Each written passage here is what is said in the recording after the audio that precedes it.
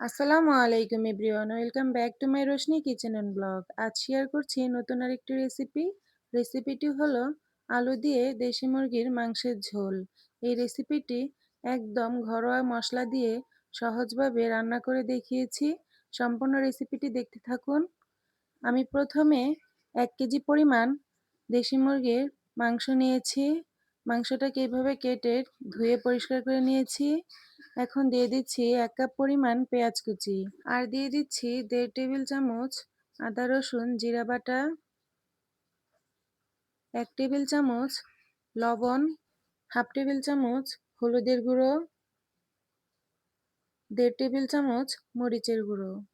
আপনারা ঝালের পরিমাণটা আপনাদের পছন্দ মতো দিয়ে নেবেন। এরপর দিয়ে দিলাম ধনিয়া গুঁড়ো হাফ টেবিল চামচ, জিরে গুঁড়ো হাফ টেবিল চামচ, আর দিয়ে দিচ্ছি গরম মশলা। এখানে আমি 3 টুকরো দারচিনি নিয়েছি, 4টি এলাচ, 4টি লং, 2টা তেজপাতা মাঝখান থেকে কেটে দিয়েছি। এখন দিয়ে দিচ্ছি রান্নার রেগুলার তেল।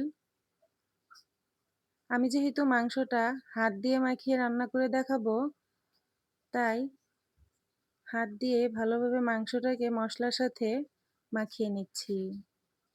আপনারাও বাসায় একবার হাত দিয়ে মাখিয়ে এইভাবে রান্না করে দেখবেন, ইনশাআল্লাহ ভালো লাগবে খেতে। মাংসটা মাখানো শেষ। এখন দিয়ে দিচ্ছি সামান্য পরিমাণ পানি। এই পানিটা দিয়েই মাংসটাকে ঢাকনা দিয়ে ঢেকে চুলার আঁচটা বাড়িয়ে বলক উঠিয়ে নিব। এই তো বলক উঠে গেছে। এখন এখানে দিয়ে দিচ্ছি কেটে ধুয়ে রাখা 3টা বড় সাইজের আলু। আলুটাকে মাংসের সাথে ভালোভাবে নেড়েচেড়ে মিশিয়ে নিচ্ছি। আমি যেই পানিটা দিয়েছিলাম আর মাংস থেকে যে পানিটা বের হয়েছে, সেই পানি দিয়েই আলু আর মাংসটাকে কষিয়ে রান্না করে নিব।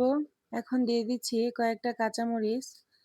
এবার ঢাকনা দিয়ে ঢেকে মাংসটাকে তেল ওঠা পর্যন্ত ভালোভাবে লাল লাল করে কষিয়ে নিয়েছি।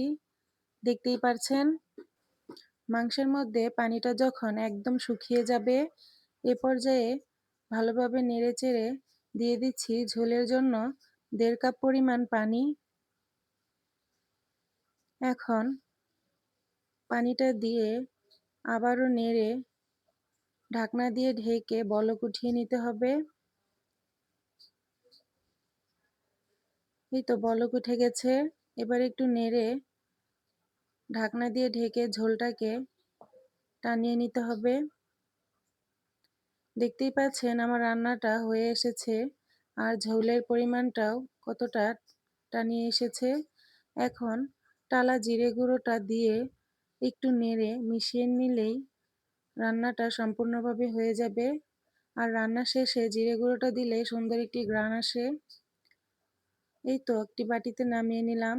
আশা করি আজকের রেসিপিটি আপনাদের ভালো লেগেছে।